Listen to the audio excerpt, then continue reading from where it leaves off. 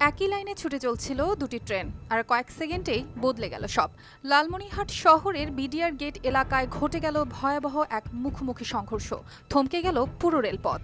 ২৮ জুলাই সোমবার দুপুর ২টার দিকে বুড়িমারি থেকে আসা ৬৬ নম্বর কমিউটার্স ট্রেনটি যখন লালমনিরহাটে ঢুকছিল, তখনই সেটির সামনে এসে পড়ে ঢাকাগামী লালমনি এক্সপ্রেস। সংঘর্ষে লালমনি এক্সপ্রেসের দুটি বগি লাইনচ্যুত হয়, ক্ষতিগ্রস্ত হয় রেল লাইন। রেল কর্তৃপক্ষ জানিয়েছে, লালমনি এক্সপ্রেসটি কিছুটা দেরিতে লালমনিরহাটে পৌঁছে যাত্রী নামিয়ে মোগলহাট লাইনের দিকে যাচ্ছিল শাল্টিংয়ের জন্য। আর ঠিক তখনই বিপরীত দিক থেকে আসা বুড়িমারি কমিউটার ট্রেনের সঙ্গে মুখোমুখি সংঘর্ষ হয়। ভাগ্য ভালো, লালমনি এক্সপ্রেসটি যাত্রীশূন্য ছিল। আপনার এসির গ্যাসের সমাধান হলো এসজিএস ও সিএনএস সার্টিফাইড ফোরন রেফ্রিজারেন্ট গ্যাস, যার বিশুদ্ধতা ৯৯.৯৮%। ফোরন, শান্তি যেখানে, নিঃশ্বাসে।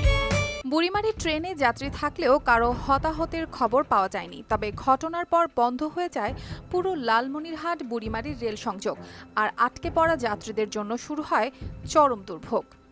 ঘটনাস্থলে থাকা রেলওয়ের নিরাপত্তা বিভাগের কর্মকর্তা বেনজির আহমেদ জানিয়েছেন, যাত্রীরা নিরাপদে আছেন, উদ্ধার কাজ চলছে। রেলওয়ে বিভাগের ম্যানেজার আবহেনা মোস্তফা আলম ধারণা দিয়েছেন, ভুল সিগন্যাল থেকে এই দুর্ঘটনা ঘটতে পারে, তবে তদন্তের পরে জানা যাবে আসল কারণ। News desk, RTV।